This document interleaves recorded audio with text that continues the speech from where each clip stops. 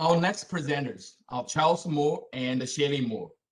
Mr. Moore is the captain of Oceanic Research Vessel Alguita, and he was the first to scientifically sample microplastics in the North Pacific Gyre after witnessing a large amounts of debris on a voyager from Hawaii.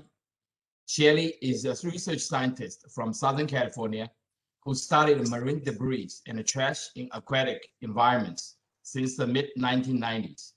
Together, they have formed a new nonprofit, the Moore Institute for Plastic Pollution Research, with the mission of expanding the knowledge of the impacts of plastic pollution on our environment. Currently, their focus is on micro and nanoplastics and the threats they pose to the biosphere. Today, they will be talking about microplastics in the North Pacific Gyre. Please join me in welcoming Captain Moore and Shelly. Thank you very much, and thank you for the invitation to speak today. Thanks. Yes, thanks to Thermo Fisher for this educational platform. So I'm going to start off by giving a little bit of background. It used to be that people would go off and do some studies on debris, but they were oftentimes one-off studies. They weren't trying to look at things regionally or looking at a larger scale. And really, in the 1990s is the first time we ever really got a look at how bad the situation was. So there were some studies done locally here in Southern California. The first one being the 1994 regional survey. I'll give you a little taste of the results from that in just a minute. We also had a study that was really a big deal in 1998, where we looked at debris on beaches in Orange County. And these were really seminal studies in getting us the information we need to know how bad the situation was out there. And that basically, the information that was obtained from those two studies was basically used as a kind of a starter for getting interested in seeing what was in the ocean. And so we've got this first long-time monitoring study of the North Pacific Gyre that we're working on, with the first samples being collected back in 1999. Just to give you a little bit of background on some of those studies that I just mentioned. So the Southern California Bight pilot project in 1994 was done, and it was a collaboration by multiple agencies throughout Southern California. These agencies got together, decided they wanted to see what debris was like on the seafloor, and they had people going out to sample fish. So when they were out sampling fish, they also took a look at how much debris was in the nets. And you can see in 1994, there was about 15% chance of finding some sort of debris in the net when a trawl was done off the coast of Southern California. And those numbers have steadily increased through 2013. It'll be interesting to see what happened in 2018 when they did another survey of the Bight. And those results should be coming out soon. The Orange County Beach Debris Study was a case where there was a nonprofit agency that wanted to go out and do some surveys of beaches in Orange County. And one of the things they did was they looked at all the trash, but they also did a bucket of sand where they sieved the sand to see if perhaps something was being missed. And what they found were these small plastics, hard plastics and foam plastics, and these other things called pre-production plastic pellets, which are basically the starter material for creating larger plastic items. So it led to many more questions, those two studies, and we wanted to know, where was this stuff going? Was it going into the ocean? Was it accumulating in a particular space and time? And how could we look at these areas to see whether the amounts were going up or down? And so, as was said in our introduction, Charlie here went out and he was sailing back from Hawaii to California, and he observed lots and lots of debris floating on the ocean in the middle of nowhere. And that's where the first study of the North Pacific Gyre came from, was his interest in getting more information on that. And so the first study was done in 1999. So I'm going to turn it over to Charlie now, and he will start talking about specifically the North Pacific Gyre. Yeah, hi everybody. I'm not only a scientist, I'm also a sailor, and I love combining both together. They say follow your passion. So my passion for science and sailing has led me to this position of being basically the first person to kind of ground truth, if you can call it in the ocean, ground truthing, but going to the place where people thought there might be accumulations of debris and finding just how much there was there. And this North Pacific gyre is really probably the largest climatic stable feature on the planet. The air is heated at the equator, descends at the poles, but on its trip to the pole from the equator, it creates this mountain of air over the Pacific that when it cools and descends in a clockwise direction, it creates this North Pacific subtropical high, which you see in the graph here. And you can see how large that high circulation is. And my thought was, well, this is where I'm seeing this debris in this part of the ocean that sailors avoid because it's very calm. It's a very high, the middle of a high is very calm. So when I traversed it in 1997, it was the largest El Nino on record, and that allowed whatever debris was there to float lazily on the surface so that I couldn't come on deck for an entire week's time without seeing something there. So as a scientist, I wanted to measure it, quantify it, find out how bad the problem was. So that led me to cooperate with Shelly and her institution, the Southern California Coastal Water Research Project, to develop methodologies to go back and scientifically sample this area.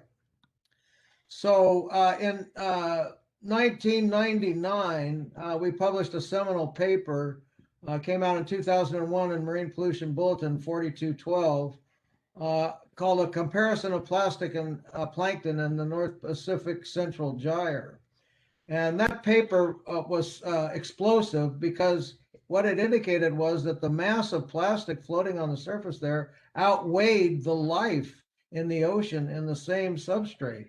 And this neustonic level that's known in oceanography as the surface layer of the ocean has its own habitat, its own organisms, its own drifting models, and its own way of life. And to think that the trash from human civilization in the middle of the most remote part of the Pacific, as far from land as you can get anywhere in the ocean, had more plastic in it than life, even if it was only in the surface layer, that became a focus of our research. So my nonprofit Alguita focused then on plastic pollution from that point forward, and we made several successive voyages out there.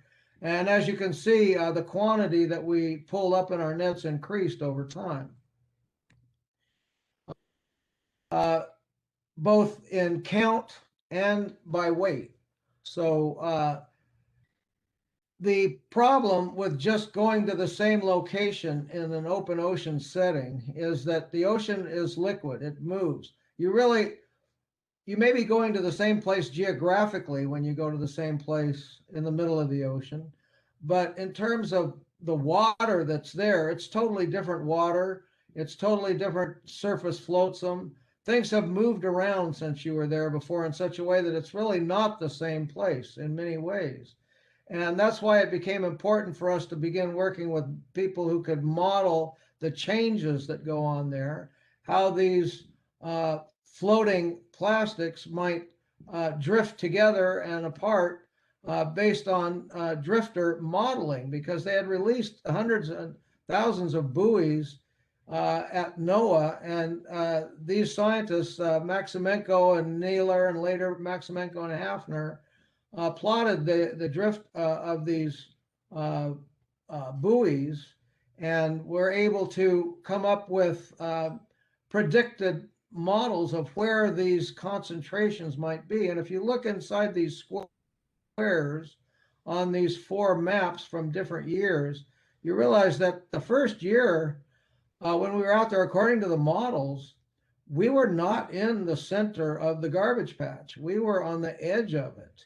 And actually, that highest debris level that you saw in that previous graph was from 2014 And you can see here in 2014, we were fairly close, right on the edge of the central cell of this accumulation zone for floating trash. So we began looking at how to compare predicted to actual debris levels. So this is the take home. The gyre is not a static place. So the amount we're going to find is probably related to where this moving center of accumulation is. And this surface current from diagnostic model, the SCUD model, was used by Maximenko and Hafner to give us a prediction of where the accumulation zone might be. So that's what we're now working on with our 2019 samples.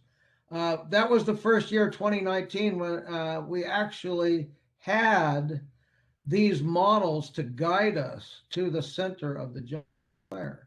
So we now have an opportunity to kind of surface truth, ground truth these models by using them. We also flew drones over the area to try to find out if Maximenko could get the satellite image and see if the satellite could see anything that the drone was seeing in terms of debris on the surface. It's very difficult for satellites to see debris.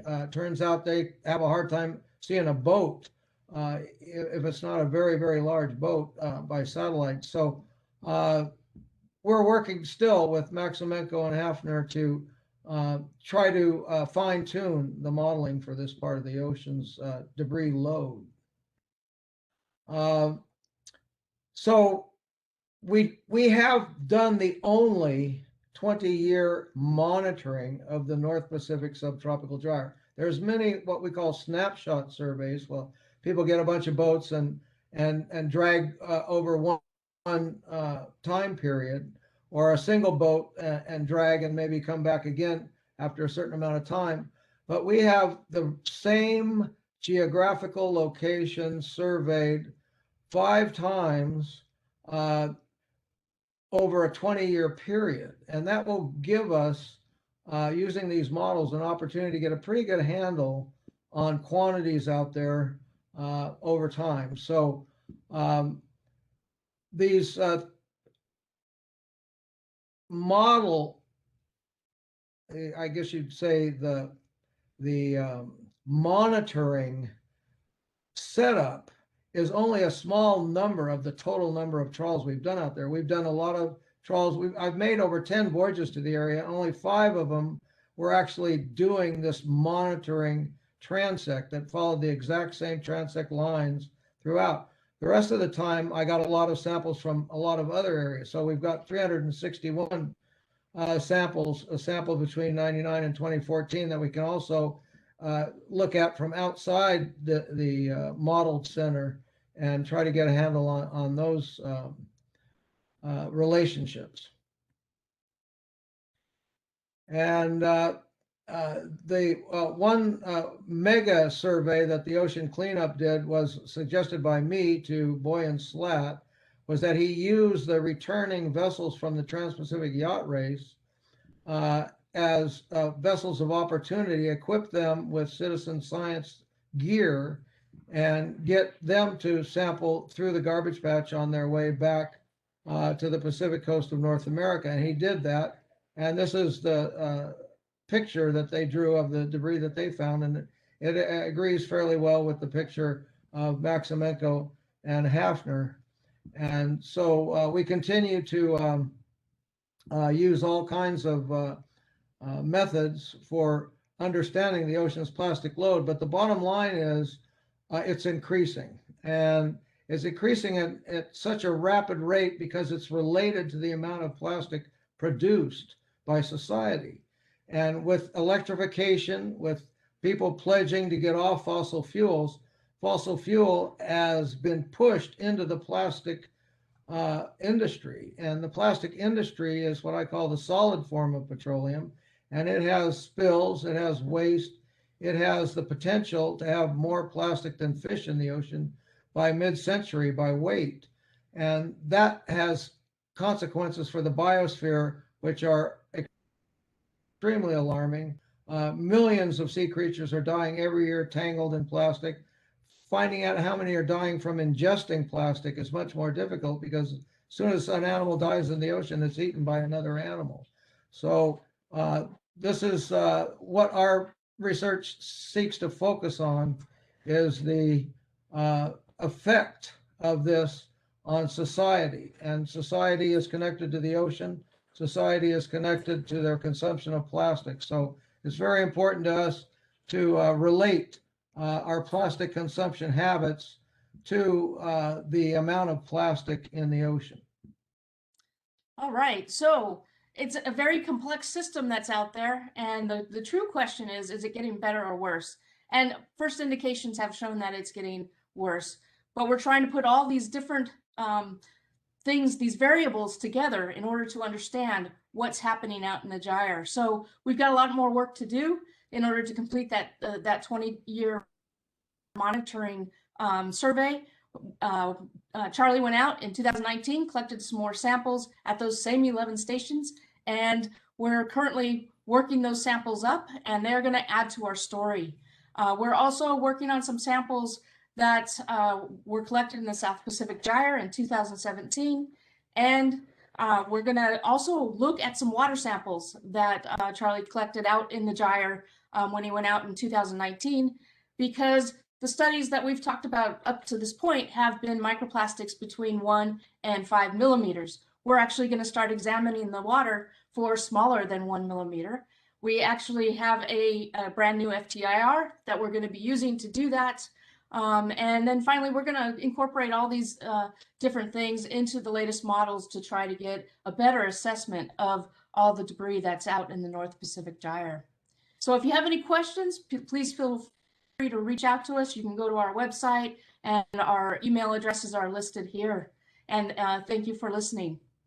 Yeah, and that picture is from around 2009 in an area of the North Pacific Gyre near Hawaii, and it just shows you what an hour's worth of trawling out in the ocean can pull up from a manta trawl. It's quite alarming when you see it out there. People that have come to the Gyre with me have changed their lives and started nonprofits to focus on plastic pollution, because when you see how vast the ocean is and yet how polluted it is, it's mind-boggling, and people do respond to the challenge.